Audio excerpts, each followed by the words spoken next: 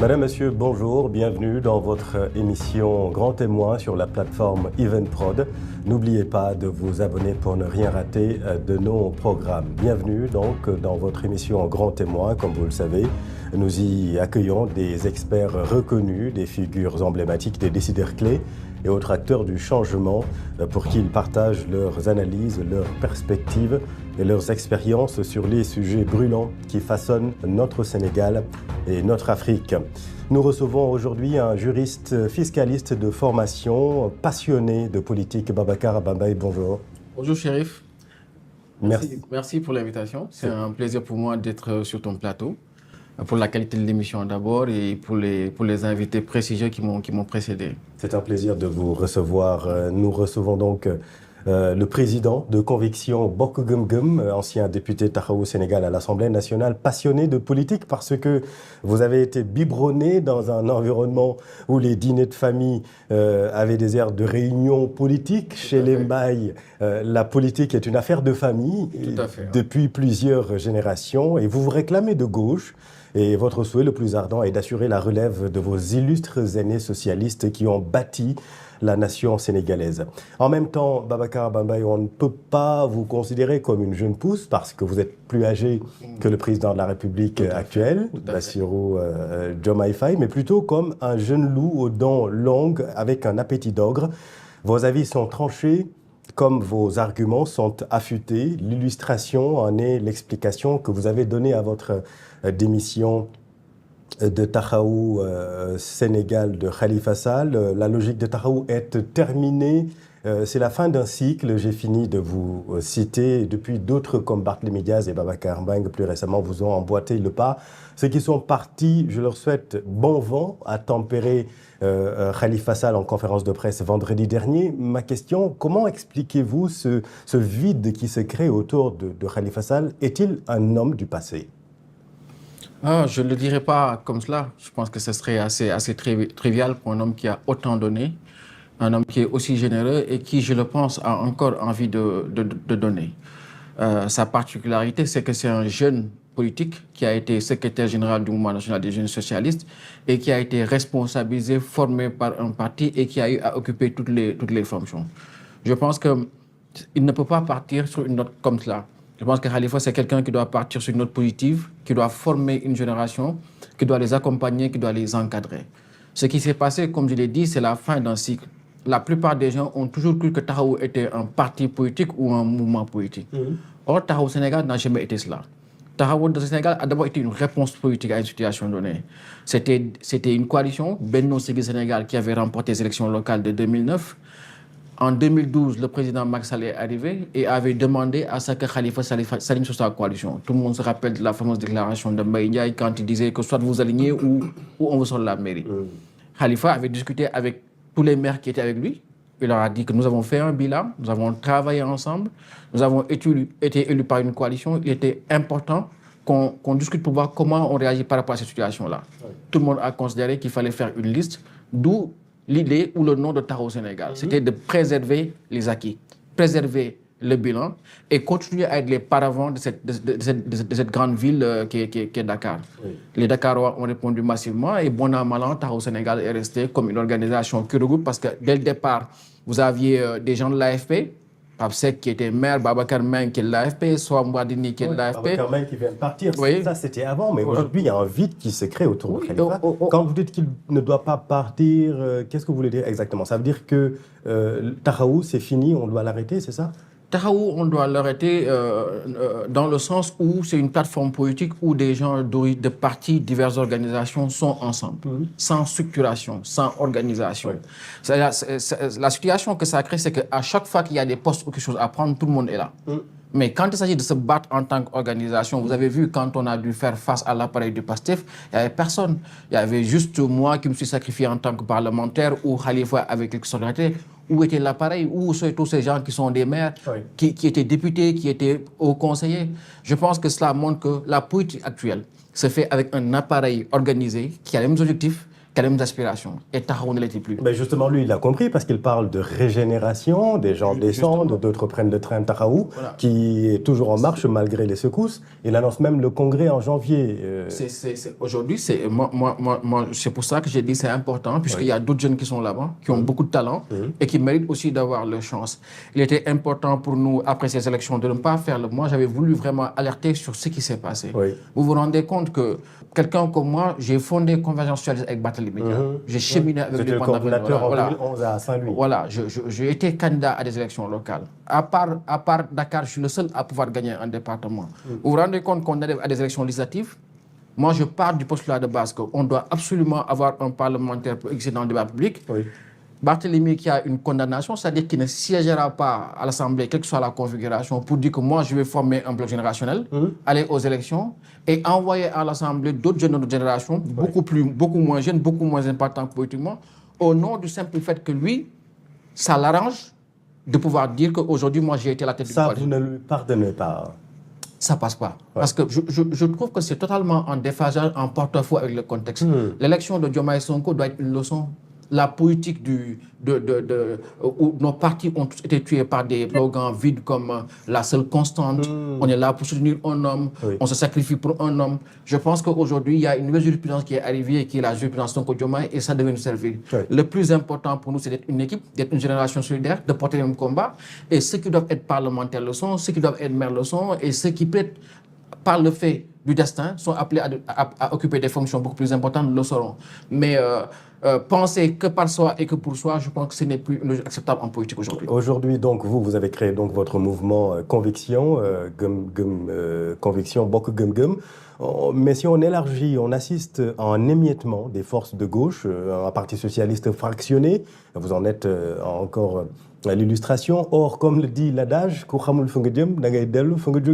on a entendu Serigne Mbaye Thiam appeler à la reconstruction du parti par la bouche de Abdoulaye Wilane, l'actuel porte-parole du Parti socialiste. On aura un congrès dans les 6 prochains mois. Est-ce que vous pensez que la famille socialiste doit rentrer à Colobane? Bien sûr, je pense que ce serait important pour la vie politique sénégalaise. La politique au Sénégal en a besoin, le débat public en a besoin.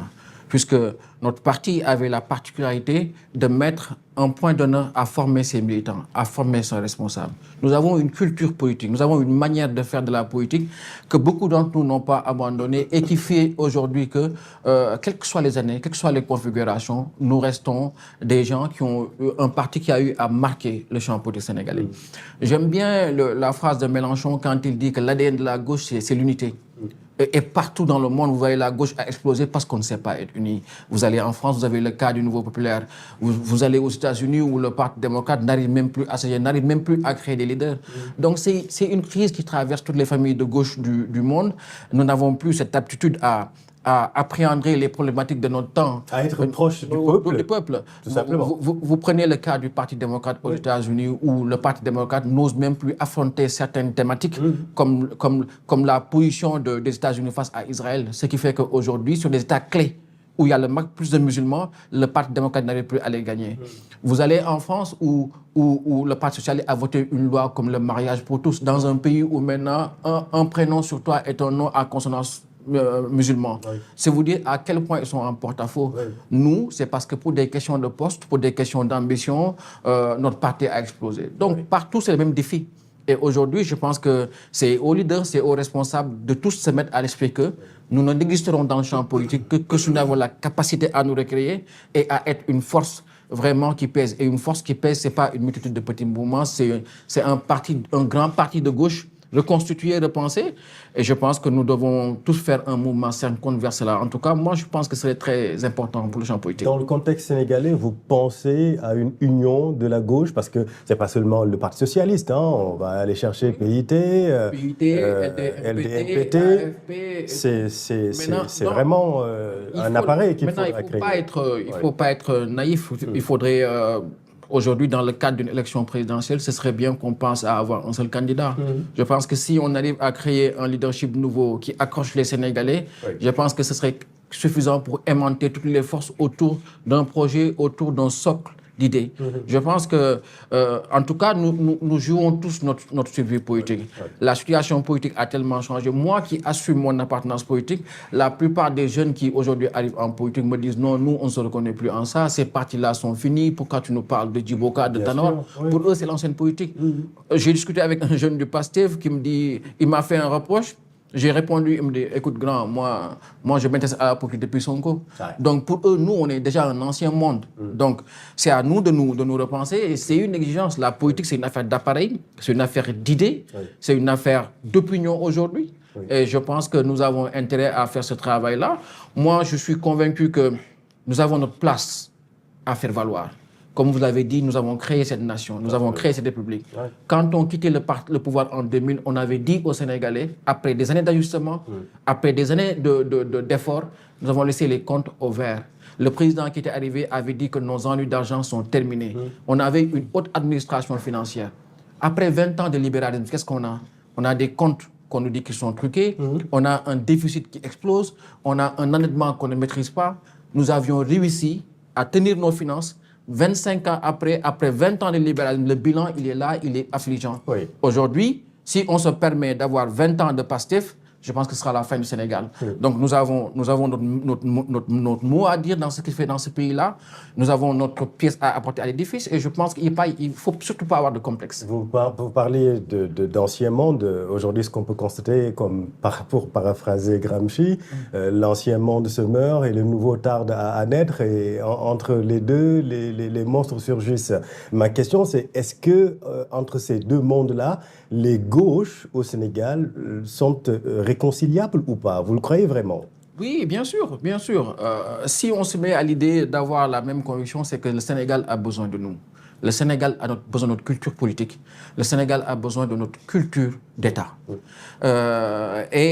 Nous avons tous la particularité dans le champ pour sénégalais aujourd'hui d'avoir tous gouverné à un moment. La dynamique électorale dit le contraire aussi.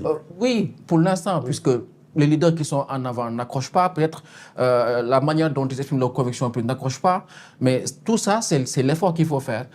Moi, j'ai bien aimé quand mon grand frère Bamba Fall disait récemment qu'il faut changer la tête du Parti socialiste. Nous avons toute l'affection du monde pour notre maman Aminata Mbengue Ndiaye, qui est aujourd'hui âgée et malade. Aujourd'hui, il dit qu'il faut changer la tête du Parti socialiste, mais celui qui doit prendre le Parti socialiste ne doit pas avoir 50 ans. Je pense que c'est une logique qui est là. Vous ne pouvez pas avoir une jeune génération à la tête du pays, qui a le même âge que nous, et répondre avec des gens d'une autre génération ou beaucoup plus âgés ou avec d'autres logiques. Je pense que la majorité de l'électorat aujourd'hui est jeune. Ils ont des réflexes qui sont différents, ils ont une manière d'appréhender la politique qui est différente. C'est à nous de nous adapter. Si on fait les efforts, je pense que nous avons largement de quoi exister, puisque rien qu'à voir la gouvernance du pays, on sait que nous avons un travail à faire. La gouvernance du pays, on va en parler. L'actualité, c'est aussi la justice et les premières auditions dans l'enquête sur les violences politiques survenues au Sénégal entre 2021 et 2024. La justice est une demande sociale. Vous avez entendu cette phrase un peu partout. Comment appréciez-vous son fonctionnement actuellement? Nous, les politiques, je pense que nous faisons le plus grand mal à la politique, à la justice, puisque nous donnons l'impression que la justice ne fonctionne pas, alors que c'est nous qui faisons en sorte que la justice puisse trancher nos conflits. Je pense que la justice, d'abord, dans son ensemble, c'est un service public qui fonctionne plus ou moins. Il n'y a pas que le pénal, il y a tout un ensemble qui fonctionne et qui, aujourd'hui, chaque jour, nos tribunaux fonctionnent, que ce soit sur le social, que ce soit sur les affaires, et ainsi de suite. C'est un service public qui a ses limites, puisqu'elle a véritablement un problème de moyens. J'ai écouté, comme tout le monde, le ministre de la Justice, alors qu'il n'y a même pas 3 mois, l'ancien ministre de la Justice, l'ancien garde des Sceaux, Ousmane Dia, nous a lu la lettre de politique sectorielle. On a les mêmes problèmes, on nous parle qu'il faut encore des prisons, tout le monde le sait, mais personne ne le fait, personne ne le construit. Donc on répète les mêmes problèmes. Moi, je n'ai pas un problème personnel avec la justice sénégalaise. Par contre, j'ai un problème avec la manière dont les hommes politiques règlent leurs problèmes et leurs conflits et qui, aujourd'hui, nous soumet ou nous expose à une réalité qui ne devrait pas être la nôtre, notamment le fait que ce soit tout le temps les juges qui sont obligés de régler des problèmes qui sont avant tout des problèmes politiques. Lesquels problèmes, par exemple? Est-ce que vous avez un exemple précis? Regardez, par exemple, ce qui s'est passé avec les événements de 2021-2024. Oui, oui. Où les auditions ont démarré. Lorsque le président Macky Sall est arrivé, elle est arrivée avec 12 morts. Il avait dit aux Sénégalais un certain nombre de promesses. La patrie avant le parti, je ne protégerai personne. Oui. Mais comment on en est arrivé à 80 morts? Oui. On en est arrivé à 80 morts parce qu'on a eu un doute sur sa volonté à lui de faire un troisième mandat.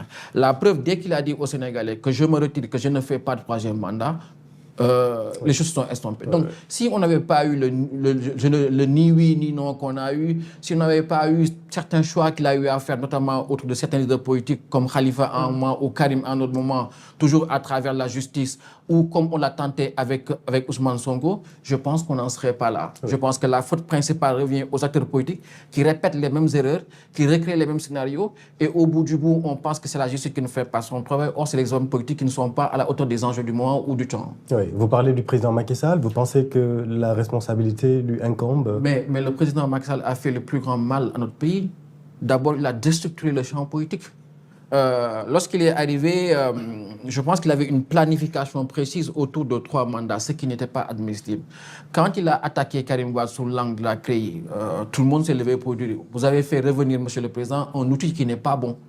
La CREI, avec le renversement de la charge de la preuve, n'était pas l'outil adéquat. Oui. On avait dit aux Sénégalais qu'on allait poursuivre 25 personnes. Au bout, on n'a poursuivi que Karim Wade. Après, on a attaqué Khalifa Sall sous l'angle d'une caisse d'avance. Une caisse d'avance, c'est un outil au service de l'autorité. Moi, j'étais à la ville de Dakar, je sais à quoi ça servait à l'autorité. Ce n'est pas simplement le fait de Khalifa Sall. Je pense que Mamadou Diop a eu à témoigner, Pape Diop a eu à témoigner. Je pense qu'en attaquant l'autorité sous l'angle d'un outil politique, on met dans l'esprit des Sénégalais que cet outil-là est inutile ou que c'est un outil politicien. La preuve, ceux qui ont attaqué quand la nouvelle opposition est arrivée, comme Ousmane Sonko, qu'est-ce qu'ils avaient dit aux Sénégalais? La caisse d'avance n'est pas bonne, il faut l'enlever pour lutter contre les inondations. Aujourd'hui, je ne parle même pas d'une caisse d'avance. Le président a sa caisse d'avance de 11 milliards et le Premier ministre en a. Quand on a attaqué Ousmane Sonko sous l'angle de sa vie privée, je pense que l'autorité aurait dû mettre le holà et dire que non, on ne peut pas avancer sur ça. Parce que nous sommes encore une fois en train de franchir une ligne rouge. Je pense que c'est la somme de ces idées-là, le fait qu'il n'ait pas aussi été très clair sur son troisième mandat, qui nous ont valu cette situation politique dans laquelle on est. L'expérience que j'en tire, Chérif, c'est qu'on ne joue pas avec les élections. Vous avez vu ce qui se passe en France? Parce qu'on n'a pas eu d'élection présidentielle en France. Macron a profité de la situation de la Covid, de la situation du pays, pour faire un autre mandat. Quand il est arrivé aux élections législatives, qu'il fallait se décider, mais il n'y a pas eu de majorité. Aujourd'hui, on a un pays qui est totalement en crise. On demande au président carrément de démissionner. Certains lui disent ne démissionne pas. Parce que si tu démissionnes aujourd'hui, on doit organiser la présidentielle dans 35 jours. On n'aura pas encore de débat, on n'aura pas encore de présidentielle de qualité. Et l'opinion n'aura pas eu le temps de bien réfléchir et de faire un bon choix.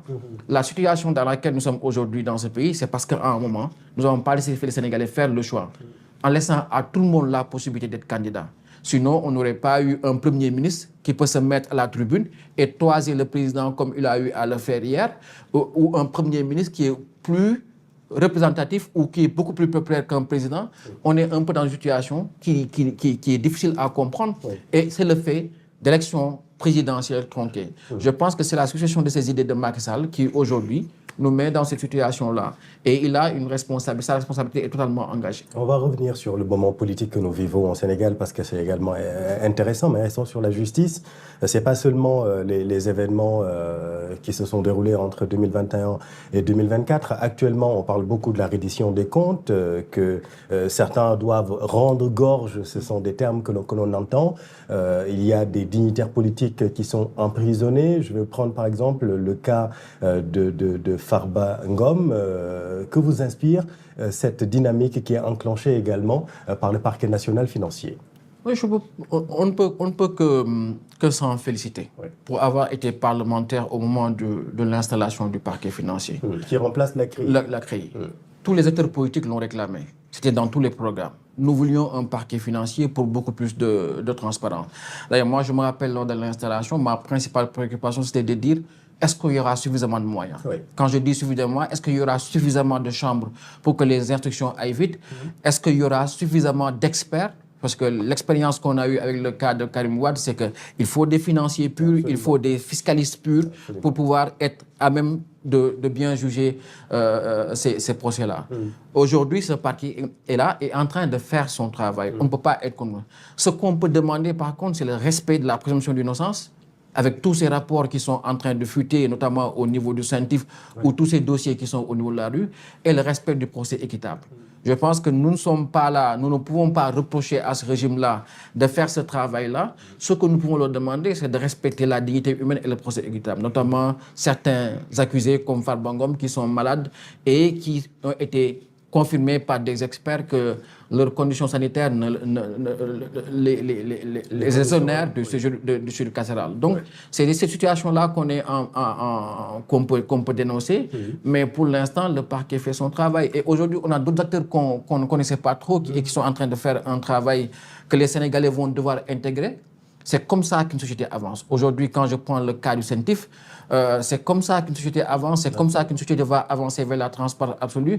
Quelles que soient les conséquences, moi je pense que c'est une mutation qui va nous permettre d'avoir une gouvernance transparente parce qu'on en a besoin et ça a été l'une des aspirations clés des Sénégalais lors des dernières élections présidentielles. Rendre la justice tout en respectant quand même les procédures. J'en parle parce que vous avez suivi l'épisode Pape Malick Ndour. Que vous inspire également ce qu'il a vécu, par exemple, quand il raconte, en tout cas, ce sont ses propos, ce qu'il a vécu à l'aéroport international Blaise Diagne. Est-ce que dans un pays de droit, on peut accepter de pareilles situations? Oui, en fait, on est dans le cas de... Vous mettez d'un côté le cas Pape Malick Ndour, vous mettez d'un autre cas le cas Mansour Faye. Je pense que nous tous, le cas Mansour Faye nous apprend qu'on aurait pu éviter cette situation. Je pense qu'on aurait pu éviter d'aller vers l'emprisonnement. C'est un peu ce que nous voyons avec le cas Pape Malick Ndour. On aurait pu ne pas en arriver là. Je pense que c'est à eux de voir comment gérer cette situation. Parce qu'au bout du bout, qu'est-ce qui va se passer? On risque de finir comme ça a fini en 2012. À un moment, l'État va avoir d'autres préoccupations. L'État va sentir le besoin d'avoir un bilan ou des choses et ils vont devoir abandonner et avoir... Parce que, disons-le clairement, le cas Mansour Faye est une défaite politique. Aujourd'hui, on l'a emprisonné alors que le rapport de la Cour des comptes n'a jamais demandé à ce que les ministres soient poursuivis. Alors pourquoi les avoir emprisonnés? Le cas Anne-Sophie Gladima est tout aussi affligeant. Je pense qu'au bout du bout, nous ferons le bilan. Je pense que ça a commencé depuis 2 ans. Le parquet vient de commencer. Et je pense qu'au fur et à mesure, les Sénégalais veulent de la transparence. Les Sénégalais veulent une meilleure gestion de leur deniers publics. Ça, c'est quelque chose qu'il faut intégrer. Oui. Et au bout du bout, on fera le bilan. Et je pense que c'est à la justice de bien appréhender ces procédures-là et d'éviter que des situations comme ça ne se produisent au risque de décrédibiliser le travail qu'ils sont en train de faire. Vous êtes juriste fiscaliste de formation. Les députés ont adopté la réforme du Code général des impôts au Sénégal. Plusieurs activités sont visées par cette réforme, les véhicules, les jeux de hasard, mais surtout le transfert d'argent qui est aujourd'hui rentré dans le quotidien des Sénégalais. On a beaucoup épilogué sur la hausse des taxes sur ce point précis. Son taux est fixé, rappelons-le, à 0,5% avec un plafond de 2 000 francs par transaction. Quel est votre avis d'expert? J'ai un problème avec ça, puisqu'on nous a présenté les transactions comme une masse. On nous a parlé de 15 000 milliards de transactions qui se passent quotidiennement dans le pays. Je pense que le travail aurait pu être beaucoup plus affiné, puisqu'il nous appartient à nous de bien comprendre comment les revenus circulent dans ce pays-là. Les revenus, et vous avez vu le rapport qui vient de sortir et qui nous parle de la production de richesse dans chaque territoire. Absolument. Je pense que aujourd'hui, la plupart des revenus sont produits autour de la capitale, Dakar, voire même Thiès. Mais ce sont ces revenus-là qui entretiennent d'autres territoires. Je pense que vous ne pouvez pas vous lever un matin et créer une fiscalité sans avoir fait ce travail de compréhension-là. Vous allez dans certains territoires du pays, vous allez aujourd'hui, quand je vais à Saint-Louis le week-end, ou quand je vais à Touba, qui est aujourd'hui la 2e ville démographique du pays, alors que vous n'y voyez pas d'usine, vous n'y voyez pas de port, vous n'y voyez pas d'aéroport, c'est généralement du petit commerce. La question que vous devez vous poser, c'est comment ces territoires-là vont pouvoir vivre? Quel est le degré de connexion entre ces territoires-là et la région capitale? Et là, vous trouvez du sens à l'assiette que vous voulez taxer et vous mesurez plus l'impact de l'opération que vous allez faire. Je ne pense pas qu'un Sénégalais qui se lève le matin, qui se bat pour trouver sa dépense quotidienne, qui l'envoie chez lui pour permettre à sa maison de se restaurer, que vous puissiez venir directement le taxer. Vous avez l'effet contraire de ce que vous allez faire. C'est-à-dire vous voulez plus de recettes, mais vous êtes en train de faire le plus grand mal à nos populations. Et je pense que sur ces aspects-là, ils auraient pu prendre le temps de la discussion et de l'échange. Vous pensez donc que ce n'est pas une bonne réforme? Tout à l'heure, vous parlez de la note sur les comptes régionaux publiée par l'ANSD. Mais cette réforme, vous pensez qu'elle n'est pas une bonne réforme? Moi, je suis de manière globale, je suis quelqu'un qui pense qu'il nous faut beaucoup plus de recettes. C'est un fait de notre économie. Avec le déficit, dans le contexte il faut chercher avant même le contexte de redressement qu'on nous a présenté. Quand j'étais à l'Assemblée, l'année dernière, la première année, on est venu nous présenter un budget avec une hausse des recettes de plus de 600 milliards. Vous avez vu qu'il y a eu un recul. On n'a pas fait ces 600 milliards. L'année dernière, nous avons eu une moins-value de 600 milliards. Cette année, nous avons fait une loi de finances rectificative avec des recettes en baisse. Un pays comme le nôtre, quand ta démographie explose, tes besoins explosent, tu ne peux pas accepter que tes recettes baissent. Parce que tu vas t'endetter forcément pour investir. Et si tu t'endettes, si tu ne fais pas plus de recettes, à un moment où l'effet ciseau, tu ne pourras pas supporter cet endettement-là. Donc, on a besoin de faire beaucoup plus de recettes. Mais quand moi, je vois le système hospitalier sénégalais, qui est totalement exsangue, qui a besoin de moyens, qui a besoin d'investissement, et qui aujourd'hui fonctionne à partir du patient, je me suis toujours demandé où est-ce qu'on pouvait trouver une assiette pour financer cela. Si on m'avait dit qu'on augmente les prélèvements sur les actifs, c'est-à-dire sur le tabac, sur l'alcool, pour financer le système hospitalier, ils disent qu'ils attendent 100 milliards. Avec 100 milliards sur 3 ans, on aurait pu largement réviser notre système hospitalier. Le tabac qui passe de 70 à 100%, alcool importé 50 à 65%, là, alcool local 25 à 40%. Ça, c'est une bonne réforme pour vous. Oui. Même si je trouve que sur certains aspects, on ne peut pas faire des prélèvements à 100, automatiquement aller au... Il faut toujours laisser une marche, puisque les crises arrivent dans quelle manière. Mais convenez que dans le contexte actuel, la nécessité d'élargir l'assiette était quand même impérieuse. Oui. Ce qui me gêne, c'est qu'on soit obligé de le faire dans un contexte de crise. Aujourd'hui, si par exemple on m'avait dit... Mais quand est-ce qu'on va le faire alors? Parce qu'il faut il faut aller chercher les niches pour trouver de l'argent. Le combat, Chérif, c'est comment faire plus de croissance. C'est comment faire en sorte qu'on ait de nouvelles niches de croissance. Et une fois que nous allons avoir une croissance, une fois que nous allons réduire gérer notre balance commerciale, nous pouvons avoir beaucoup plus de recettes et faire marcher notre économie et surtout créer de l'emploi. Parce que c'est ça les vraies questions d'avenir. Si aujourd'hui on m'avait dit on va taxer les jeux de hasard et que ça va générer 200, 300 milliards par an pour alimenter un fonds dédié au numérique, pour que le numérique soit ce levier qui va nous permettre de gagner des efficacités dans notre administration et créer une nouvelle niche de croissance, j'ai dit allons-y, investissons pour faire les jeux de hasard ont été taxés aussi. Mais malheureusement... 20% sur la part des gains revenant aux opérateurs et 20% sur les gains versés aux joueurs. Malheureusement. Pourquoi malheureusement? Malheureusement, aujourd'hui, cette fiscalité nouvelle, cet élargissement de l'assiette va nous permettre à gérer du quotidien. C'est-à-dire, on va être là à colmater un déficit, à payer des salaires, à gérer des dépenses, alors que notre grand besoin, ce sont les investissements. Je pense que n'importe qui doit être affligé lorsqu'on voit le volume d'investissement qu'on a dans les rapports d'exécution budgétaire ou dans la loi de finances rectificative. Un pays avec la démographie qu'on a ne peut pas se permettre là. Un pays avec la situation qu'on a ne peut pas de dire je mets un stop. Je ne prépare plus l'avenir.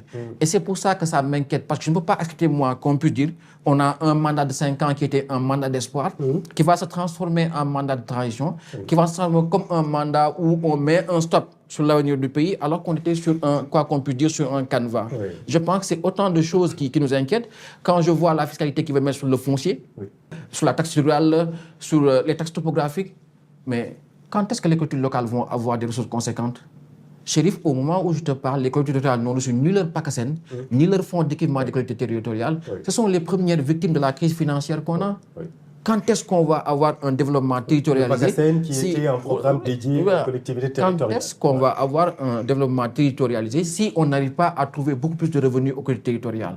Et le fait de mettre l'accent sur les taxes foncières ou sur le foncier rural, mais va faire en sorte que jamais les collectivités territoriales n'auront une niche pour trouver des recettes supplémentaires.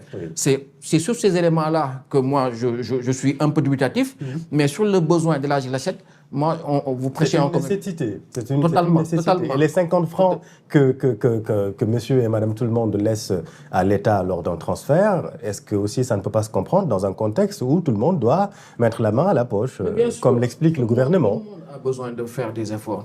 Mais moi, ce qui me gêne, c'est qu'on soit obligé de faire des efforts pour gérer un quotidien.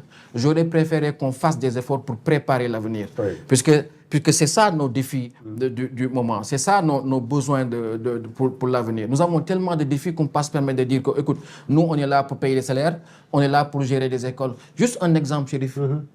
Nous avons environ 270 000 étudiants au Sénégal. Ouais. Cette année, nous avons 155 000 bacheliers, boursiers. Cette année, nous avons eu 210 000 qui ont fait le bac. Donc, ce qui fait que nous sommes un pays qui, en 2 ans, peut doubler son volume d'étudiants. Est-ce qu'on peut doubler notre volume d'université? Est-ce qu'on peut doubler notre volume de table-banc? Est-ce qu'on peut doubler notre volume de crous? Est-ce qu'on peut doubler notre volume de professeurs? Non, on ne peut pas le faire. Donc, ce qui veut dire que plus on avance, plus notre démographie explose, plus la pression sur les services explose, plus nos besoins en investissement, que ce soit en milieu urbain ou en milieu rural, explosent, plus nous avons du mal à faire de la croissance, c'est-à-dire à faire de la richesse et à augmenter nos recettes. Oui. Donc, il arrivera forcément un moment où si on ne change pas cette tendance-là, on aura l'effet ciseau et ce ne sera pas bien pour notre pays. Restons dans le domaine fiscal avec ce qui est présenté comme une innovation dans le nouveau code des investissements, la mise en place de régimes fiscaux et douaniers dérogatoires pouvant être complétés par des régimes incitatifs particuliers pour les investisseurs répondant à certains critères. Autre innovation, l'élargissement des secteurs d'activité éligibles au code. On parle maintenant désormais des PME et PMI. Est-ce que ça va dans le bon sens ? Je pense que, comme je l'ai dit, nous avons besoin de créer la chaîne, nous avons besoin de faire de la croissance. Par contre, ils avaient beaucoup insisté sur le fait qu'ils voulaient faire du Code général des impôts le Code central. C'est-à-dire arrêter maintenant d'avoir des agréments fiscaux dans le Code minier, dans le Code des investissements, dans le Code des collectivités territoriales, la centralité du Code général des impôts dans tout ce qui est exonération fiscale, dans tout ce qui est dépenses fiscales. Je pense qu'aujourd'hui, le fait qu'on retrouve certaines exonérations, pour moi, est une manière de contourner les engagements qu'ils avaient pris. Mais sinon, tout ce qui est fait pour... Comment ça, contourner je pense qu'on a beaucoup de défis aujourd'hui, Chérif. Oui. Je prends par exemple le cas des collectivités territoriales. Oui. Où j'ai eu à travailler. Oui. Vous savez que les collectivités territoriales n'ont aucune main mise sur les recettes. Vous prenez, nous, quand on est arrivé à la ville de Dakar, on nous avait dit que, écoutez, Dakar a 40 milliards de recettes, de budget. OK, on s'est dit, écoutez, nous, quand on va arriver, qu'est-ce qu'on va faire? On va réduire nos dépenses et on va investir 1 milliard par commune d'arrondissement. Mais la ville de Dakar, vous entendez des budgets de 50 milliards, de 60 milliards, la ville de Dakar n'a jamais dépassé 25 milliards de recettes. Et ça, c'est l'exemple type de nos budgets qui ne sont pas sincères. C'est-à-dire, depuis Wad qui disait j'ai multiplié le budget de l'éducation par 3 ou ainsi de suite. 40% voilà. du budget. Et voilà, qu'est-ce qu'on a fait? On a inscrit, on crédite les comptes et au bout du bout, qu'est-ce que ça nous génère? Ça nous génère généralement une dette intérieure qui est très conséquente ou dans les collectivités territoriales, ce qu'on appelle des dépenses engagées non monétaires, c'est-à-dire des dépenses exécutées qui peuvent ne pas être payées même au bout de 2 exercices comptables. Donc je pense que c'est une situation qui fait qu'aujourd'hui, on a besoin de revenir à beaucoup plus de lisibilité et à beaucoup plus de sincérité budgétaire. Maintenant, personne ne peut être contre la volonté de réformer, personne ne peut être contre la volonté de changer. Je pense que c'est eux qui sont là et quand j'entends le Premier ministre nous dire que moi, je ne veux pas de fonctionnaires milliardaires ou le Premier ministre nous dit qu'il y a un problème avec les finances du pays. Pour moi, il pointe les régies financières. Nous sommes une organisation, nous sommes une administration organisée avec des gens qui ont été formés dans une école spécifique, qui sont sortis avec des titres. Inspecteurs des impôts, inspecteurs des douanes, inspecteurs du trésor, et qui sont bien payés par l'administration, bien choyés avec leurs fonds communs, leur accès aux fonciers. Je pense que le minimum qu'on peut attendre, c'est une bonne gestion de nos deniers, et ce n'est pas ce qu'on voit dans le pays depuis quelques années. Pour le moment, toutes ces réformes se déroulent au moment où on attend un nouveau programme avec le Fonds monétaire international. Les négociations formelles débuteront à la mi-octobre, lors des assemblées annuelles du FMI et de la Banque mondiale. Le sort du pays ne dépend pas du FMI à tempérer. C'est la dernière déclaration d'ailleurs du Premier ministre Ousmane Sonko. Que vous inspire un peu cette situation, ce blocage, ce statu quo que nous vivons? Moi, je fais partie, depuis le début, je disais que je ne partage pas les propos du Premier ministre qui peut-être relèvent d'une incompréhension ou une mauvaise connaissance du FMI et de ses procédures. Je pense que c'est un appel pour nous à la responsabilité. On ne peut pas tout se permettre lorsqu'on est opposant. Parce qu'une fois qu'on prend le pouvoir, la réalité du pouvoir fait qu'aujourd'hui, on est appelé à d'autres postures. On ne peut pas être un opposant dans le pouvoir. Toute cette situation est là comme... C'est son cas, lui, le Premier ministre des fois, c'est ce que je dénote. Et qui est dû à une situation politique que j'ai expliquée antérieurement. Oui. Chérif, toute cette situation, elle est arrivée à partir du mois d'août, quand le Premier ministre est sorti pour dire que le pays était en ruine. Le débat a commencé jusqu'au mois de septembre où on nous a fait une conférence de presse de plusieurs ministres pour nous dire que les comptes du pays sont truqués. Et au bout du bout, tu as le ministre des Finances qui lâche une phrase qui, pour moi, met à terre tout cet argumentaire-là, puisqu'il nous dit que la dette est supportable. À partir du moment où la dette est supportable, pourquoi avoir fait toutes ces déclarations qui nous ont mis en mal avec des partenaires, avec les bailleurs, avec le marché et tout ce qui s'ensuit et toutes les conséquences qu'on est en train de subir, notre dette qui est qualifiée de spéculative. Chine, vous me permettez, j'étais en train de lire la dernière biographie de François Hollande, Leçon de pouvoir, et il a ce paragraphe que vous me permettez de lire. Allez-y. Il dit: mes amis m'ont souvent demandé pourquoi je ne m'étais pas appuyé sur l'état alarmant de nos finances pour alerter les Français et justifier un report de mes promesses. Il me suffisait, dit-on, d'imputer la mauvaise gestion à la majorité précédente. Je n'ai pas voulu le faire. D'abord, parce qu'une telle déclaration aurait été prise pour une manœuvre consistant à convoquer l'héritage pour prolonger un combat politique qui venait de s'achever. C'est-à-dire d'éviter de solder des élections présidentielles qui sont déjà passées. C'est la situation que nous vivons. Ensuite, en mettant au rencard mes engagements, j'aurais contredit le sens même de mon élection. J'avais assez en mémoire les pauses avant l'heure, les tournants précipités. Enfin, la dramatisation excessive aurait aggravé la crise. Il aurait porté atteinte au moral des agents économiques qui n'étaient pas hauts et inquiété outre mesure les marchés. Nous risquons une hausse des taux d'intérêt qui aurait infligé une charge supplémentaire au budget de l'État. Le redressement que je voulais faire allait devenir difficile, voire impossible. Vous voyez, c'est-à-dire la situation que le Premier ministre a connue n'est pas différente de tout ce que les décideurs ont eu à connaître à un moment. Tout est question de choix. Le choix de dire, écoute, à partir du moment où la dette est supportable, moi je mène le combat pour requérir la trajectoire financière de mon pays. Oui, mais tout est question de choix. Ils ont choisi aussi de gouverner dans la vérité, comme ils l'ont dit. Quelle vérité? Quelle vérité? La vérité des chiffres. Mais elle est où la vérité des chiffres? C'est ce qui a été dit lors de cette conférence de presse. Oui, mais c'est ce qu'ils ont dit. Aujourd'hui, ce que nous leur demandons... C'est ce que le gouvernement sénégalais a dit. Ce que nous leur demandons, c'est aujourd'hui d'aller au bout. C'est de sortir le rapport Forbes-Mazars. Vous avez vu le président Macky Sall qui vient de commettre des avocats. On est à la mi-mandat. Il engage la bataille de la clarification. Il attend les 20 mois pour engager ce combat-là. Or, les élections présidentielles ont déjà été soldées. Je pense qu'aujourd'hui, vous avez vu la situation que les pays européens ont fait après la Covid. Mais quand un président vous dit quoi qu'il en coûte, ce n'est plus de l'économie. Tout à fait. Quand on passe de 80% de son PIB à 30%, ce n'est pas de l'économie. Oui, mais le quoi qu'il en coûte a fait sombrer actuellement la France, qui est dans des difficultés ils sont là. aussi budgétaires énormes, astronomiques, qui n'ont toujours pas de budget actuellement. Oui, justement, c'est justement parce qu'ils ont connu une crise que nous avons connue. Quand nous leur avons dit, mais laissez-nous au moins la possibilité de prendre des dettes supplémentaires, ils ont refusé. Là, ils ont l'obligation, quand Trump les a lâchés sur le temps, qu'est-ce qu'ils ont fait? Ils ont l'obligation de se réarmer. Absolument. Qu'est-ce qu'ils ont dit? Ils ont dit que les dépenses qu'ils vont consacrer au réarmement ne seront pas décomptées dans le déficit. Ce n'est pas de l'économie. Donc pourquoi nous, à partir du moment où la dette est supportable, nous exposer inutilement et faire en sorte que notre note soit déclarée spéculative et rendre notre mobilisation beaucoup plus difficile.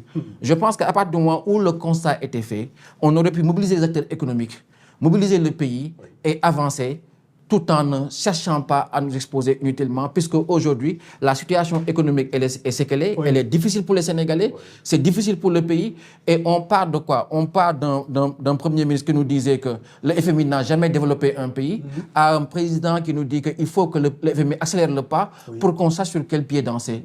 Je pense entre ces deux déclarations, il y a tout un écart, pour moi, qu'on aurait pu éviter en menant le combat en interne. Les subventions à l'énergie restent aujourd'hui entre 2 2 à 5% du PIB. Et les discussions, d'ailleurs, avec le FMI portent sur la manière dont les autorités souhaitent réformer ces subventions et sur le calendrier de mise en œuvre. Dans un contexte où on commence à sentir une certaine pesanteur sociale, lourdeur, vous avez suivi le débat sur l'électricité, la commission de régulation du secteur de l'énergie a démenti une hausse, mais on sent qu'il y a une poussée, le Front social commence un peu à s'agiter. Que vous inspire un peu ce moment que nous vivons économiquement et politiquement?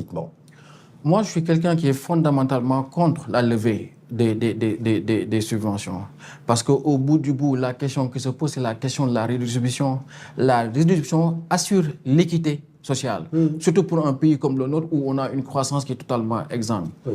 À un moment, j'entends ce que le FMI essaie de nous dire. Parce qu'ils nous ont dit, écoutez, enlevez les subventions, mais fléchez-les sur vos filets sociaux. Notamment la bourse de solidarité familiale. Absolument. Effectivement, il aurait suffi qu'on fasse un effort. Si on donne, le dernier rapport de l'ANSD parle de 2 45 000 familles, ménages ordinaires au Sénégal.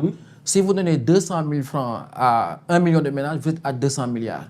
Rien que sur les premières semaines, nous sommes à 470 milliards de subventions. C'est vous dire. C'est pour ça que le FMI, par exemple, dit que la tranche sociale de la Sénélec bénéficie à tous les consommateurs. Je ne suis pas aussi d'accord avec cet argument. Ça a été dit par Majdi Doubiche, qui est le représentant résident. C'est l'argument qu'ils nous vendent. Moi, je ne suis pas d'accord. Je suis pas d'accord. C'est un point d'achoppement, donc clairement, entre le FMI et le Sénégal. J'ai l'impression que le gouvernement... C'est question que la négociation est difficile. Oui, moi, je ne suis pas d'accord. Vous savez pourquoi? Parce qu'on nous dit qu'il y a des Sénégalais qui ont des revenus conséquents ou qui ont un certain statut, qui peuvent supporter le poids, qui n'ont pas besoin de subventions. Mais c'est parce que ces Sénégalais ont accès à ce supplément de revenus qu'ils peuvent envoyer leurs enfants à l'école privée, qu'ils peuvent prendre un professeur supplémentaire pour accompagner leurs enfants, qui peuvent recruter une ou deux bonnes à la maison, qui peuvent accéder à d'autres biens. Notre économie est à 90% informelle.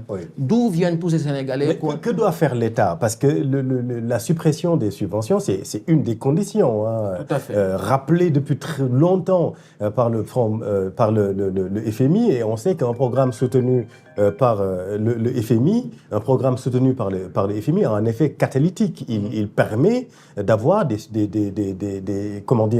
financements additionnels. Le FMI, c'est pour ça que je dis, le FMI aujourd'hui, il profite d'une situation, il profite des déclarations qu'on a faites sur nos comptes pour insister.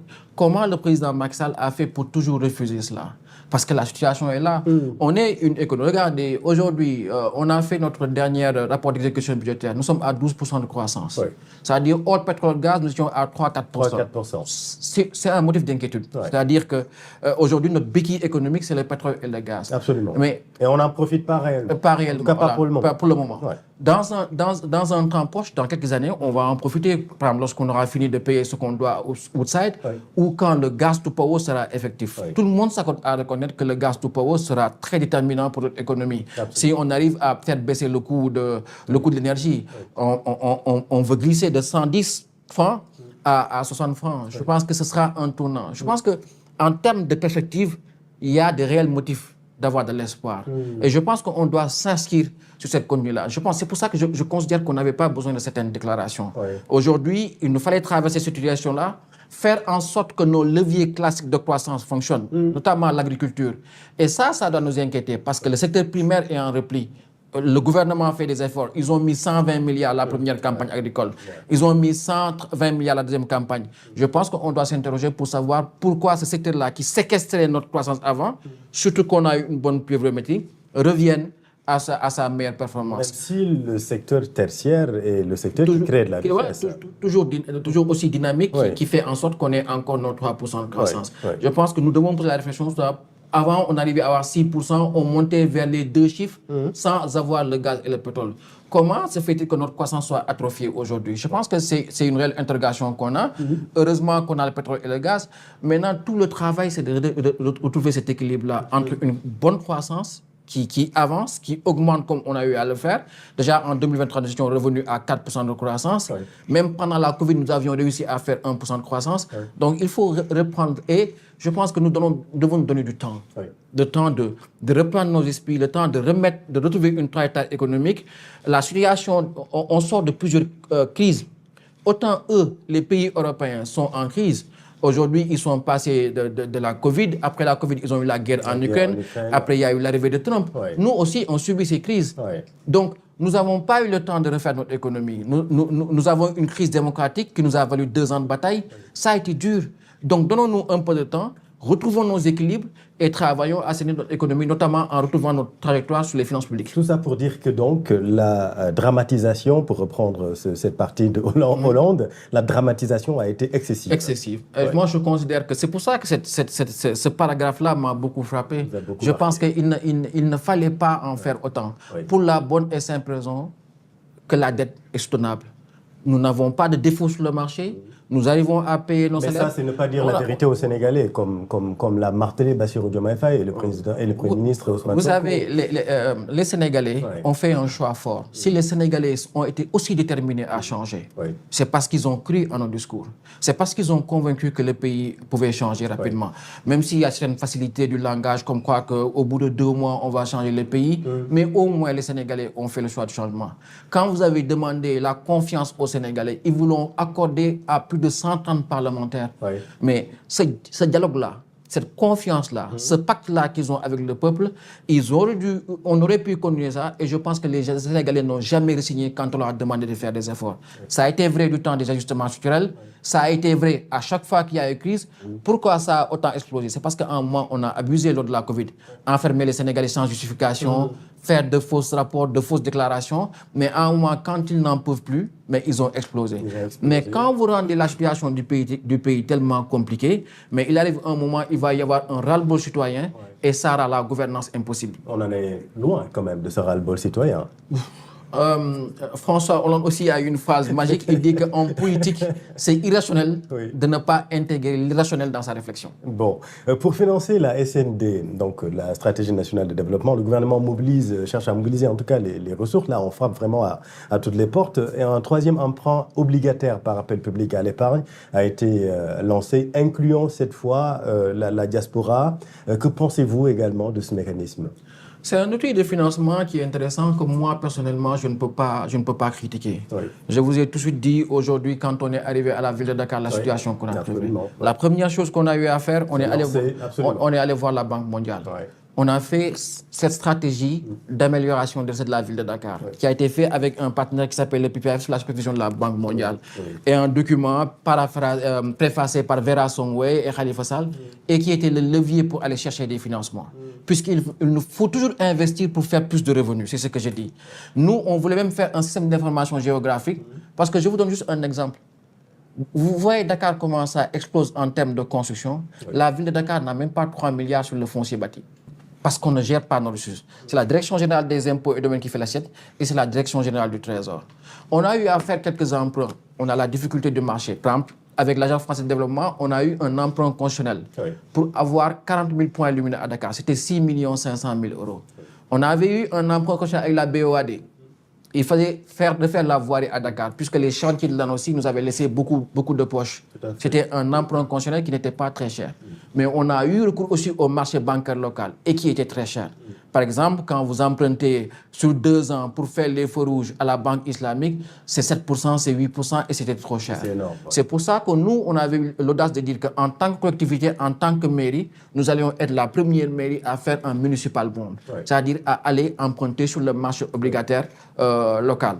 Je vous ai ramené la note d'information à l'époque. On voulait vendre 2 millions d'obligations à 10 000 francs. Pourquoi? Parce qu'on avait dit que le défi qu'on avait, nous, c'était de faire en sorte que, plutôt que de vendre aux bailleurs institutionnels, on avait fait le roadshow qu'il fallait, c'était de faire en sorte que les Dakarois puissent acheter les obligations. Ils allaient gagner triplement. Pourquoi? Parce qu'on avait un projet qui était de requalifier le pôle Petersen, refaire un marché avec un souterrain et vendre des obligations, c'est-à-dire prendre leur épargne pour financer le développement urbain, les rembourser et ils vont gagner. Je pense que nous avions eu la volonté de faire cette innovation. Il y avait une belle dynamique, il faut le dire, quand Khalifa Sall était effectivement maire de Dakar. Et ça a été bloqué à l'époque par le gouvernement, par le président Macky Sall, malheureusement. Aujourd'hui, quand on a des gens qui arrivent et qui reprennent les mêmes logiques, on ne peut que s'en féliciter. La seule critique que j'ai, moi, c'est que nous, en contrepartie, on avait un projet ciblé, un projet urbain. puisqu'on voulait requalifier le port pétrolier. À l'époque, il n'y avait même pas encore le BRT. Oui. On avait Aujourd'hui, c'est pour investir sur des investissements, pardonnez la répétition, des investissements productifs. Oui, ils cherchent 300 milliards, mais c'est les 300 milliards qui vont intégrer le budget de l'État. Tout à fait. Par contre, qu'est-ce qu'il faut faire pour convaincre les citoyens? Nous, on avait fait des roadshows pour dire aux populations que vous allez gagner tout le monde. Vous prenez par exemple, si aujourd'hui, au lieu de faire cet emprunt-là, l'État avait dit, nous allons faire un emprunt obligataire pour financer, par exemple, la prolongation du TER, par exemple, jusqu'à Thiès. Et dire aux gens de la diaspora qui vont investir, vous serez prioritaire pour l'acquisition de foncier. Puisque si aujourd'hui le TER arrive à Thiès, c'est des hectares de foncier qui vont être libérés. On va mettre en place un aménageur foncier et on va faire en sorte que vous, les gens de la diaspora ou les Sénégalais tout court, puissent avoir accès à ce foncier-là en priorité. Donc ils vont gagner triplement. Ils vont mettre leur épargne, ils seront remboursés avec un taux d'intérêt. Et ils vont gagner encore parce qu'ils vont avoir accès à du foncier. Donc pour vous, c'est un peu aléatoire tout ça? C'est pas aléatoire. Je pense que l'outil est intéressant, mais la démarche reste à revoir. Quand nous, on a voulu faire Je parle du ciblage. Oui, c'est une émission obligataire. On peut l'appeler Diaspora Bond, comme nous, on l'a appelé Municipal Bond. L'objectif, c'est quoi? C'est que les populations, plutôt que d'avoir des bailleurs institutionnels classiques, vous avez des entreprises d'assurance ou des gens qui ont des épargnants ivoiriens qui vont venir acheter des obligations. Il est préférable que les Sénégalais puissent le faire, des Sénégalais locaux ou de la diaspora, quel que soit le format qu'on peut avoir. Mais il faut faire en sorte que ce type d'outil-là puisse intéresser les Sénégalais en y gagnant le maximum. Je pense qu'on n'a pas le droit, nous, de dire aux gens de la diaspora, vous êtes la béquille de vos familles, vous êtes la béquille de vos proches. Le pays en crise financière, venez être la béquille du pays. En général, ce qu'il envoie, c'est pour la dépense quotidienne. C'est pour le day-to-day. Aujourd'hui, il faut faire en sorte qu'il y ait un projet sur le long terme. Écoute, vous préparez votre tour. Vous avez tous l'aspiration d'avoir un pied à terre au Sénégal. Et il y a un projet qui est beaucoup plus pensé pour vous permettre d'avoir accès à ce type d'outils-là. Et ces outils financiers-là ne sont que la porte vers cela. Mais c'est une omission obligataire classique, quel que soit le nom qu'on lui donne. Parce que nous avons une situation financière difficile, mais c'est intéressant d'intéresser les Sénégalais à cela, mais je pense qu'il faut affiner un peu la réflexion. L'optimisation des ressources est également prônée, globalement la réduction du train de vie de l'État. Et vous dites que si vous étiez aux commandes, vous supprimerez la moitié des présidents de conseils d'administration qui sont inutiles selon vous, en lieu et place des conseils d'administration dans les hôpitaux par exemple. Vous proposez une unité d'appui à la performance hospitalière entre le ministère de la Santé et le ministère des Finances, chargé donc de superviser le fonctionnement des hôpitaux. C'est un vrai signe de rupture selon vous? Mais bien sûr. Chérif, pourquoi on a besoin d'un conseil d'administration pour le théâtre, Grand Théâtre? Ça sert à quoi? Pour être en l'occurrence, on a une présidente. Pourquoi on a besoin d'un président du conseil d'administration pour le théâtre national d'Aïda Sorano? Vous ne pensez pas qu'au niveau du ministère de la Culture, on aurait pu avoir une petite unité d'appui à la performance et qui va superviser et le Grand Théâtre et le théâtre d'Aïda Sorano? Ou pourquoi on a besoin d'un conseil d'administration pour toutes les infrastructures culturelles? Je pense que c'est un non-sens. Pourquoi avoir besoin d'un conseil d'administration pour chaque hôpital au Sénégal? Alors que tout ceci fonctionne à partir du patient. Je pense qu'on aurait pu avoir une unité d'appui à la performance hospitalière plutôt que d'avoir des conseils d'administration en amplifié. Je pense que avant de réduire le train de vie là, qui est un exercice très très difficile, la plupart des pays qui l'ont essayé ne l'ont pas réussi. Ça a été beaucoup annoncé. Ça ne donnera pas beaucoup de résultats. D'où l'importance qu'il y a à faire un travail en amont. Ce travail-là, c'est d'abord de faire l'étude sur toute l'amplitude de l'action de l'État. Une revue des politiques publiques. À partir de là, tu sauras ce que l'État fait, comment réduire ça, comment réorganiser ça, comment gagner des efficacités. Et je pense qu'à partir de là, on peut faire des choix forts. Et c'est pour ça que moi, j'ai très bien accueilli le nouveau ministère de Déthié Fall. On va en parler, mais franchement, vous voulez que l'on supprime les présidents de conseils d'administration? Sur certains secteurs, on n'en a pas besoin. Je pense qu'aujourd'hui, quand vous regardez les documents, vous savez, quand vous êtes parlementaire, on vous donne un document sur les risques budgétaires. Comment vous pouvez concevoir que sur la plupart des entreprises publiques, nous, on nous avait dit qu'il n'y avait aucun risque, qu'ils étaient performants, et qu'un nouveau régime allait vous dire que non, telle entreprise est en risque, telle entreprise est à risque, telle entreprise est à risque. Aujourd'hui, sur les grandes entreprises publiques, notamment par exemple le cas de la Sénélec ou autre chose, on a besoin d'avoir un conseil d'administration, de permettre à l'État de faire la supervision. Mais comment vous pouvez me convaincre aujourd'hui que, par exemple, je prends l'exemple d'un Moudemou, par exemple, qu'on m'avait présenté comme un constitutionnaliste, qui n'était pas soi-disant membre du PASTEF, et qui se retrouve à la tête du conseil d'administration du port. Quel est son pédigré en termes de gestion publique, en termes de gestion privée, en termes de gouvernance portuaire pour arriver à la tête de la structure qui doit superviser la gouvernance du port, qui est dirigée non pas par un gestionnaire classique, mais par un inspecteur des impôts qui vous dit que moi, je suis arrivé au port avec mon regard d'inspecteur des impôts. Je pense qu'aujourd'hui, on a besoin sur beaucoup de choses d'être beaucoup plus tranchant, d'être beaucoup plus carré. Et je pense qu'il ne faut pas hésiter à enlever ce qui mérite d'être enlevé dans notre administration, notamment tous ces postes qu'on nous a mis pour caser de la clientèle politique. Je suis un politique, mais le temps est à la rupture, le temps est au redressement économique et il faut faire les efforts qu'il faut. La question de la qualité de la dépense publique, c'est aussi une thématique que vous affectionnez, que vous abordez souvent d'ailleurs dans vos interventions. Et à ce propos, vous applaudissez des deux mains la création du ministère des Infrastructures après la publication du décret de répartition des services. Vous dites que c'est un choix audacieux à monitorer. Or, certains perçoivent ce ministère comme le retour du ministère du ciel et de la terre. Expliquez-nous. C'est pas le même format. Vous savez, on a parlé tout à l'heure des recettes. On veut faire beaucoup plus de recettes. C'est une obligation, c'est vital. Absolument. On veut baisser le train de vie de l'État. C'est tout aussi important, c'est vital. Mais dépenser mieux, c'est tout aussi important. Dépenser mieux, c'est dépenser avec efficacité, dépenser au juste prix. Le problème de notre pays, c'est d'abord, aujourd'hui, vous avez des infrastructures que vous pouvez regarder à vue d'œil. Vous les regardez, vous savez que c'est surfacturé. Et là, à ce niveau-là, moi, je note un point de cohérence du gouvernement. Par exemple, quand ils sont arrivés, ils ont travaillé sur un indice de coût des bâtiments publics. Absolument. Quand ils sont arrivés, ils ont cherché à réviser les décrets portant organisation des investissements de l'État, en y mettant carrément, c'est-à-dire à corriger les déficits qu'on avait avant, c'est-à-dire d'avoir un effet levier sur l'endettement avec un critère de notation de tous les projets publics. Par exemple, quand on va s'engager, nous, pour dire, écoute, on va faire le stade Abdoulaye Wade, mais tous les projets publics maintenant seront notés. L'effet levier, la formation but de capital fixe, l'impact environnemental, le retour sur investissement. Et je pense que c'est des besoins qu'on avait, puisque vous avez un certain nombre de bâtiments ou d'infrastructures qui sont réalisés par l'État du Sénégal, qui ne répondent pas aux normes, parce que celui qui a gagné le marché avait sous-facturé le marché pour être le moins 10 ans. C'est un problème de gestion de nos infrastructures publiques. Des fois, les infrastructures aussi sont surfacturées. Vous avez des ponts, des routes ou des stades qui nous ont coûté 2 fois ou 3 fois le prix initial. Vous avez la réfection du building administratif, qui nous a coûté presque 100 milliards.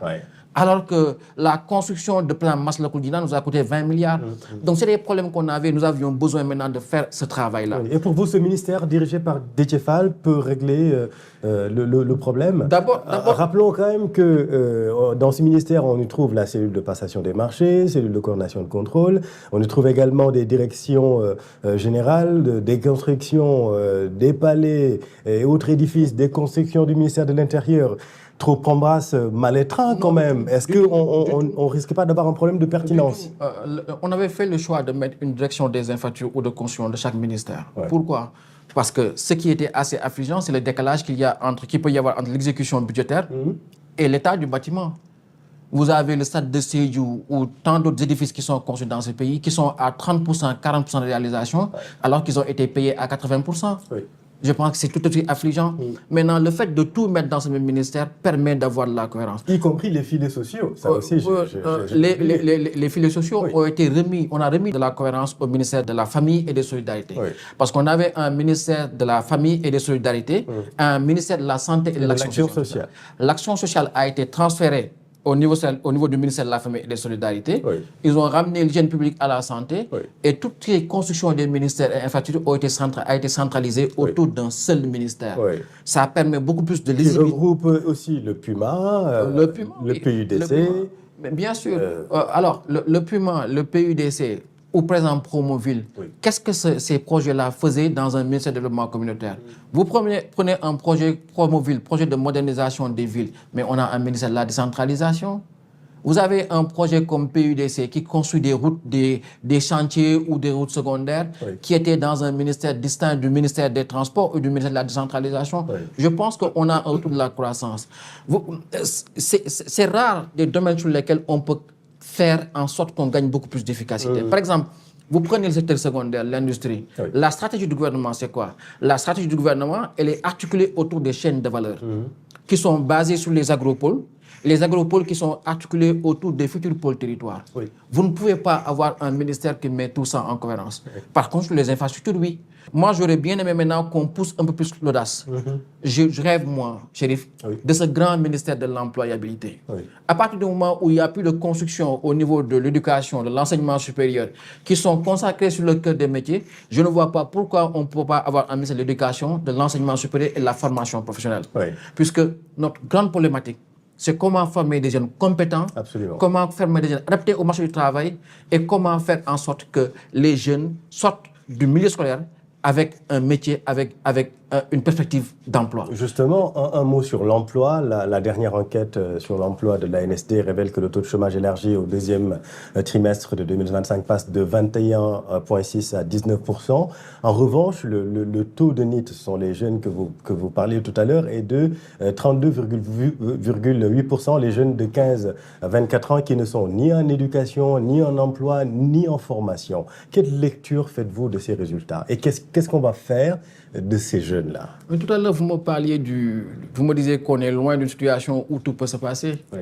Il faut apprendre à regarder ce qui se passe à côté. Vous avez vu ce qui se passe au Maroc? Oui.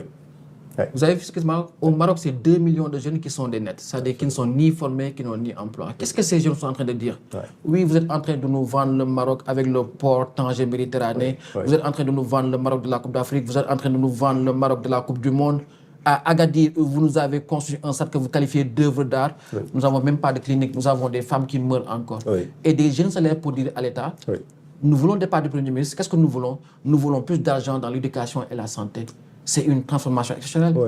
Qui porte ce mouvement-là? Personne. Quel est le leader politique qui le porte? Personne. C'est un mouvement totalement horizontal. Vous avez vu ce qui se passe à Madagascar? Vous avez vu ce qui s'est passé un moment avec les Gilets jaunes? Donc le fait de dire que il n'y a pas d'opposition dans ce pays, que rien ne marche. Mais il n'y a pas d'opposition dans ce pays aussi. On va y arriver. Il n'y a pas d'opposition, clairement. Aujourd'hui, la seule opposition, c'est un fragment même de PASTEF.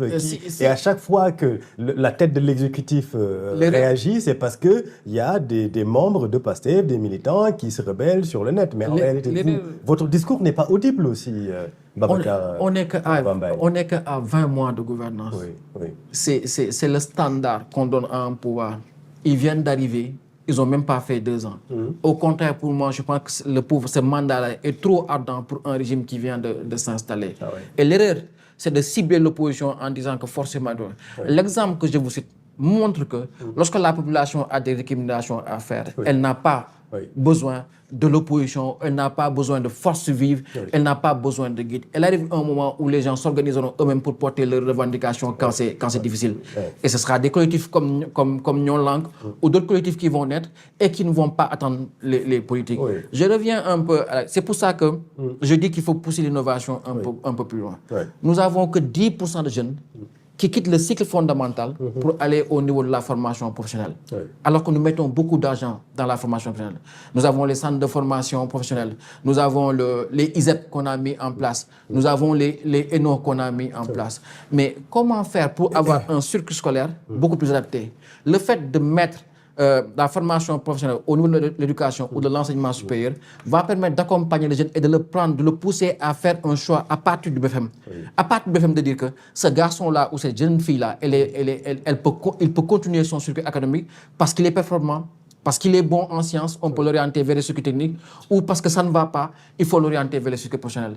Il nous faut un système scolaire totalement adapté à l'emploi. Et je pense que moi, je rêve de ce grand ministère de l'employabilité-là qui va arriver et qui va permettre d'encadrer nos jeunes, puisque les jeunes, les tendances sont les mêmes. Nous avons une démographie qui explose, nous avons la possibilité de doubler notre volume d'étudiants. Nous avons à peu près 10 millions d'enfants qui sont dans les circuits scolaires, du primaire à l'université, c'est à peu près 10 millions. Comment on va faire avec tout ça? C'est vous dire un peu les défis qui nous interpellent et c'est pas, la réponse, elle n'est pas tout le temps dans le politique ou dans le vindicatif.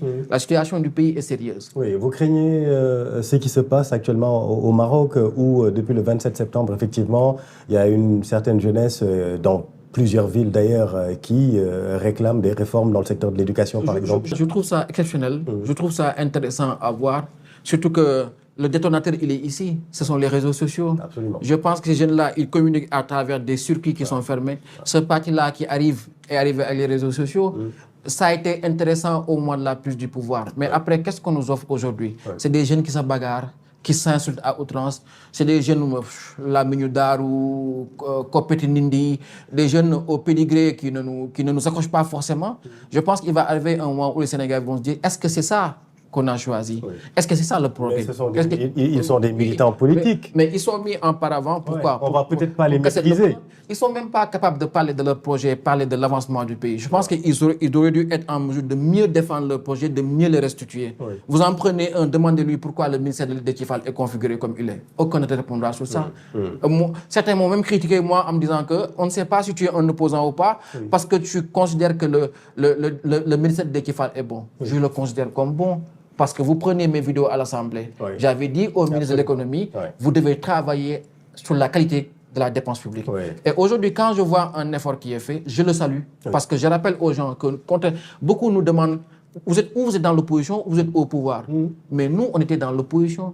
Avec ceux qui sont au pouvoir. Aujourd'hui, vous êtes toujours dans l'opposition. Oui. Mais on ne peut pas obligatoirement nous aligner sur ceux qui ont perdu le pouvoir. Parce que ceux qui ont perdu le pouvoir, nous aussi, nous avons combattu. Nous avons fait en sorte qu'ils perdent le pouvoir. Aujourd'hui, le fait qu'on soit dans l'opposition ne signifie pas qu'on doit s'aligner sur ça veut dire quoi? Ça veut dire demain, Conviction ne peut pas être allié de APR? Non. En fait, je réponds à ceux qui nous critiquent en disant que soit vous êtes de l'opposition radicale ou vous n'êtes pas opposant. D'accord. Aujourd'hui, nous sommes dans une position qui nous permet de dire que nous faisons une opposition objective. Nous ne sommes pas dans la haine contre ceux qui sont au pouvoir. Nous ne souhaitons pas l'échec puisque nous avons été avec eux, nous avons cheminé avec eux, nous avons partagé la majorité parlementaire. Aujourd'hui, ils sont au pouvoir. Nous faisons notre rôle de critiquer ce qui est critiquable et de saluer ce qui est bien pour le pays. Un dernier mot sur l'emploi, parce qu'il y a un autre volet aussi de l'enquête de la NSD, le nombre d'employés salariés dans le secteur moderne hors administration publique, donc qui est passé de 340 538 à 339 156 en un an, donc soit 1382 emplois en moins. Des emplois sont encore supprimés, a dénoncé d'ailleurs Modi Guiraud de la CNTS, qui appelle d'ailleurs au respect du pacte de la stabilité cette semaine. Que vous inspire un peu cette situation? Vous savez, ça revient à la question des choix. Quand on gouverne, les erreurs sont multiples. Ça peut être des erreurs de choix, ça peut être des erreurs de méthode, ça peut être des erreurs d'orientation, ça peut être des erreurs de discours. C'est pour ça qu'il est important d'avoir des postures comme les nôtres, de pouvoir dire que nous ne sommes pas dans la critique bête et méchante, nous faisons en sorte que les erreurs puissent être relevées. Ce gouvernement-là a fait des choix qui impactent l'économie. Par exemple, sur le BTP, le fait d'avoir arrêté tous les chantiers, soi-disant pour des contrôles, mais a un impact non négligeable sur la situation économique du pays, puisque c'est des choix qui ne sont pas conformes à notre écosystème économique. Aujourd'hui, ça a des conséquences.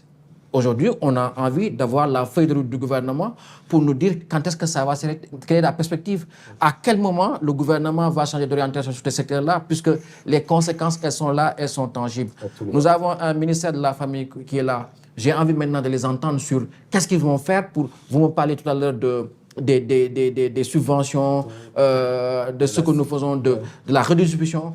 Aujourd'hui, on a un ministère de la Famille. Nous avons une rentrée scolaire qui a été très difficile pour les ménages. Absolument. Très, très lourd.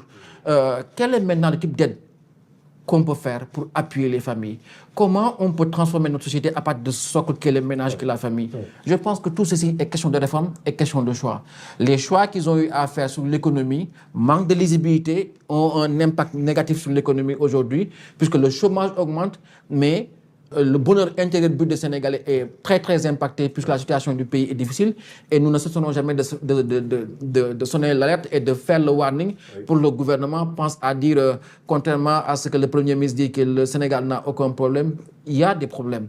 La situation économique du pays est difficile et le gouvernement doit réagir rapidement. Un dernier mot sur la décentralisation. Une étape importante a été franchie vers la mise en place de l'acte 4 de la décentralisation avec le lancement prochain de 8 pôles territoriaux, vous en parlez. Les 3 premiers pôles tests devraient être opérationnels selon le gouvernement dès novembre 2025. Le référentiel a été présenté le 22 septembre dernier. Et vous proposez une réforme carrément du Code des collectivités territoriales en introduisant la métropole.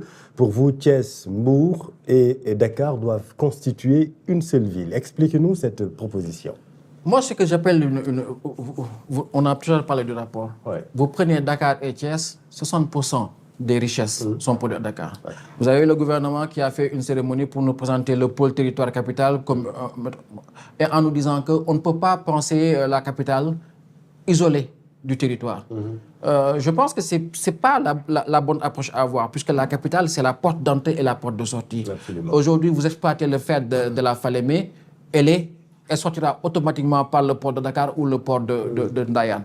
Je pense qu'à partir du moment où notre croissance est supportée par le pôle capital, nous devons organiser notre région capitale, en faire un outil de croissance, un outil d'investissement avec un spectre beaucoup plus large. 59 collectivités territoriales, rien qu'à Dakar, la région de Dakar, c'est trop. Je prends l'exemple de Dakar département qui a été découpé, disons-le, en fonction des coordinations du Parti socialiste. Vous avez 4 arrondissements administratifs et 19 communes d'arrondissement. C'est des administrations en plus, c'est des salaires en plus, c'est des budgets qui partent en départition en plus. Alors qu'aujourd'hui, si on avait une grande métropole de Dakar, c'est la possibilité d'avoir un outil qui peut avoir entre 100, 200, 300 milliards de recettes. L'avantage, ce sera quoi pour l'État? Chérif, prenez le circuit de nos investissements. Tous les derniers grands investissements qu'on a eu au Sénégal ont été faits à Dakar. Les chantiers de l'ANOSI. C'est des dizaines et des dizaines de milliards. Le TER. Dakar à elle seule, c'est 46% du produit intérieur brut. Dakar. Le TER, 1000 milliards. Dakar. BRT, 500 milliards. Dakar. Mais quand est-ce que les régions ont la possibilité d'avoir ce volume d'investissement-là? Je prends la deuxième région qui suit, Saint-Louis, voire Kaolack. Quand est-ce que les collectivités à ce niveau-là ont les moyens? Pour moi, il faut rendre Dakar autonome, avec une collectivité très grande, une métropole assez robuste, capable de porter à elle seule son volume d'investissement. Vous prenez aujourd'hui les recettes de Dakar, Thiès, Mbour, vous les reversez à la métropole. Vous créez une fiscalité métropolitaine autour du port, autour du péage, autour de Ndayane, autour de l'aéroport. Vous avez des revenus en plus, autour des carrières. Donc, vous avez une nouvelle collectivité locale avec très peu de compétences uniquement sur le développement urbain, qui a beaucoup de recettes et qui peut suppléer l'État sur les investissements que l'État faisait à Dakar. Donc, ce qui fait qu'en termes d'investissement, la métropole va prendre le relais de Dakar avec sa fiscalité et ses recettes. Ce qui permet à l'État de se consacrer sur ce autre projet. Moi, j'habite à Saint-Louis. Saint-Louis fait aujourd'hui 270 000 habitants. Et Saint-Louis est enclavé par une autre commune qui s'appelle Gandon, qui fait 70 000 habitants, par exemple. La première centrale électrique à partir de gaz, Ndar Énergie, va être implantée dans cette commune. Et le gazoduc va traverser la commune de Gandon et la commune de Saint-Louis pour aller au niveau de GTA. Alors qu'aujourd'hui, que ce soit Saint-Louis commune ou toutes les autres communes du département, aucune de ces communes n'a un revenu direct ou indirect à partir du gaz. Alors que vous avez les pêcheurs qui faisaient leur activité quotidienne autour de Diatara, et c'est à ce niveau-là que le puits de gaz a été installé.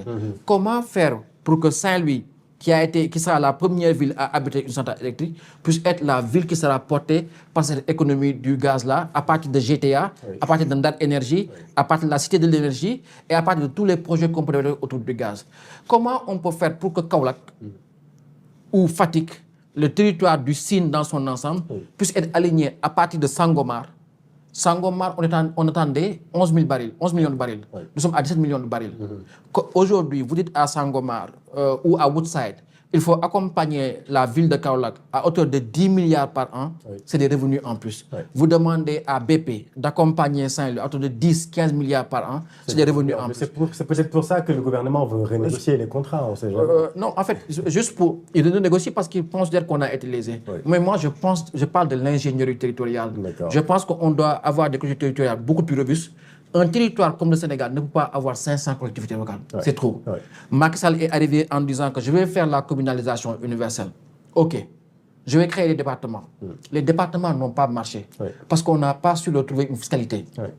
Et tous les départements n'ont pas fonctionné. Dites-moi un département au Sénégal qui a impressionné en termes d'investissement ou de réalisation. Il n'y en a pas. Pourquoi avoir peur de les enlever? Moi, je pense qu'on doit les enlever, garder la communalisation universelle, mettre la métropole du Grand Dakar, que Saint-Louis et Kaolack deviennent des villes et qu'on fasse un travail spécifique autour de la zone de Touba-Mbaké. Je pense que nous ne devons pas avoir de complexe à avoir des outils législatifs qui sont adaptés à notre temps, à notre situation économique, et nous réorganiser pour préparer notre économie de demain qui partira des territoires pour revenir aux territoires. J'espère avoir ce débat un jour, cet échange avec le ministre en charge du département. Justement, c'est oui, il a parlé, il a esquissé un peu l'acte 4, il a présenté le pôle capital, mais nous voulons un vrai débat sur l'acte 4. Parce que pour moi, le moment est venu d'avoir un vrai Big Bang sur les compétences des collectivités territoriales et surtout les ressources des collectivités territoriales. Sans ressources, on ne peut rien faire. Mais il est temps qu'on apprenne à avoir des mairies qui ont de vraies compétences économiques, pas du social, des secours Tabaski, des secours PAC. Ça, c'est des choses qu'on a développées. Et aujourd'hui, faire en sorte qu'on n'ait pas cette situation-là. Aujourd'hui, au nom de quoi le ministre de l'Intérieur doit porter le travail de désencombrement. Vous vous souvenez, nous, on avait désencombré tout Dakar pour pavé. Qu'est-ce qui s'est passé? On a fait venir l'acte de la décentralisation. On a dit que la ville de Dakar, maintenant, les communes sont devenues des communes de plein exercice. La ville ne peut plus agir sur les communes. Mais quand vous faites ça et que les communes n'ont plus de ressources, qu'est-ce qu'ils font? Mais ils font la cantinisation, ils donnent ça aux gars. Ça crée un autre problème. Ça crée le désencombrement. Oui. Donc aujourd'hui, quand le ministre vient nous dire, mais ils sont en train d'agir sur les conséquences, les vraies causes, c'est les compétences et ressources des collectivités territoriales. Le désencombrement, en tout cas, c'est l'entrée en matière de Maître Bamba Cissé. C'était pas son rôle.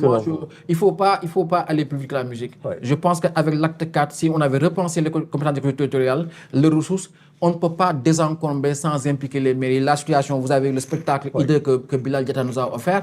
Je pense qu'aujourd'hui, on est d'avoir des maires de meilleure qualité avec des compétences repensées. Bilal Diatta, le maire de Keur Massar Nord. En tout cas, l'invitation est lancée à monsieur le ministre Moussa Balla Fofana pour parler de cette question. Un grand débat. Je l'ai vu réunir tous les maires. La décentralisation, ce n'est pas l'affaire des maires. Surtout que les maires que je vois aux prochaines élections locales, plus que 60% vont partir. Donc pourquoi débattre avec eux? La gestion de nos territoires, c'est l'affaire des populations et on a besoin de savoir qu'est-ce que recoule le cap. On sera très content d'organiser ce débat, d'autant plus qu'il a eu quand même l'ingéniosité, j'allais dire, de dégonfler cette grève lancinante des agents des collectivités territoriales. C'est quand même à son mérite. Oui, non, on le félicite pour ça. Ce n'était pas une grève, c'était une injustice. Vous ne pouvez pas augmenter les salaires de l'administration pour faire face à une inflation qui était à 11% et laisser les gens de l'administration des collectivités territoriales. Et la conséquence, c'est quoi? C'est qu'aujourd'hui, vous avez un problème sur l'état civil. On nous parle de gens d'état civil qu'on a arrêtés parce qu'on a vendu des extraits. Vous avez des gens, des communes. Les communes gagnent 60 000 francs. Quand quelqu'un gagne 60 000 francs et gère un état civil, vous comprenez à quel point les gens sont ouverts à la corruption. On aura une autre émission pour le secteur des collectivités territoriales. On a commencé par la politique, on va terminer par la politique. Comment qualifiez-vous le moment? C'est clair, vous êtes dans l'opposition, mais vous ne vous opposez pas les yeux fermés et bêtement. Clairement, comment qualifiez-vous le moment que nous vivons actuellement, où à la tête de l'exécutif, on a quasiment deux têtes? Dans l'opposition également, c'est un peu le clair-obscur. On ne sait pas actuellement c'est qui, par exemple, le chef de l'opposition. Comment qualifiez-vous le moment que nous vivons? Mais je pense que ce n'est pas la quête du moment, le chef de l'opposition. Je pense que tous les partis ont un devoir. Je pense qu'on a connu un vrai basculement avec l'élection du PASTEF, un basculement politique, un basculement sociologique. Chérif, ce pays manque vraiment de sociologues, d'ethnologues. On a besoin d'avoir un autre regard sur la société. Et on a des gens qui sont formés pour cela. C'est dommage que dans le débat public, qu'on laisse trop le pas aux politiques pour faire des analyses. Mais il y a des choses qui ne sont pas politiques. Je pense que la situation que nous vivons appelle un autre leadership, appelle une autre façon de penser. Je cite ce que j'ai vu sur le débat, les gens qui animent aujourd'hui le débat public. Je pense que comment faire face à ce type de motivation-là? Et tous les partis aujourd'hui sont dans une forme de transformation. Le PS, la gauche, le PDS, qui a son leader qui est au Qatar depuis des décennies. Je pense que les Sénégalais ont montré qu'il y a des choses qui ne peuvent pas continuer. Et tous les partis ont l'obligation de changer. Je pense que chaque parti a son défi et ils sont en train de faire le travail qu'il faut faire tout en évitant de reproduire les mêmes modèles. On a aussi l'arrivée des activistes, des influenceurs qui font un travail remarquable, puisqu'ils nous permettent de faire la comparaison entre les discours d'hier et les discours d'aujourd'hui à travers ce qu'on appelle les VAR et qui sont un exercice de vérité tout aussi intéressant. Puisqu'on se pose facilement, une fois qu'on arrive au pouvoir, on se rend compte que la gouvernance n'est pas aussi facile qu'on le dit. Maintenant, nous vivons une situation aussi au niveau du parti au pouvoir qui est en train de faire face à sa propriété électorale, politique, avec cette situation qu'on a vue qui s'est encore manifestée hier entre le Premier et le Président. Mais j'évite, moi, d'avoir une lecture sur ça, parce que la dernière fois, le Premier ministre avait dit que nous, l'opposition, le seul programme qu'on a, c'est de faire en sorte que Diomaye et Sonko se séparent. Or, ce n'est pas c'est une préoccupation qu'on n'a pas du tout. Je pense qu'on leur avait dit qu'il y a une réalité politique Et vous n'êtes pas hors de portée de toutes les contingences politiques qu'il puisse avoir. Bien sûr. Maintenant, il faut éviter certaines logiques. Quand on nous parle de parti-État, ça nous inquiète. Parce que quand on a un parti-État, les problèmes du parti deviennent les problèmes d'État. Et aujourd'hui, la situation qu'on a, c'est que dès que le parti a un problème, ça se répercute dans le fonctionnement de l'État. Ce qui n'était pas le cas avant. Avec Benno Bokk Yakaar, la LD a explosé, le PS a explosé, l'AFP a explosé, mais à aucun moment ces conflits-là n'ont impacté la vie de l'État. Je pense que pour plus de stabilité, un quinquennat c'est court, c'est dynamique. Là, on a déjà perdu quasiment 2 ans. Si on devait faire le bilan, vous ne me donnerez pas une réforme d'envergure, vous ne me montrerez pas une réalisation d'envergure. Le temps file.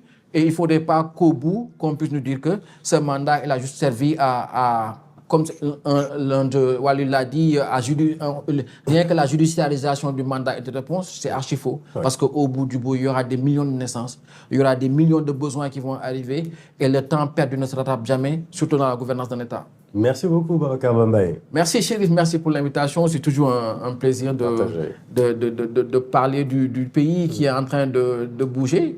Et je pense que nous avons le devoir, en tant que jeunes politiques, de faire entendre notre voix, qui est appelée à être différente, qui est appelée à être quelquefois décalée. Mais l'objectif est le même. Si les tendances qu'on a actuellement continuent, nous risquons d'avoir un pays ingouvernable dans 5 ans, 10 ans. Avec la démographie qu'on a, avec la jeunesse qu'on a, avec les réseaux sociaux, je pense que c'est un défi. Pourquoi faire de la politique si au bout, il n'y a que la déshonoration et la difficulté? Un opposant n'est pas un influenceur, n'est pas un activiste, c'est quelqu'un qui se prépare à l'exercice du pouvoir et c'est dans cette perspective qu'on est. Merci beaucoup, merci à vous de nous avoir suivis. N'oubliez pas de vous abonner pour ne rien rater de nos différents programmes sur la plateforme Evenprod. À bientôt.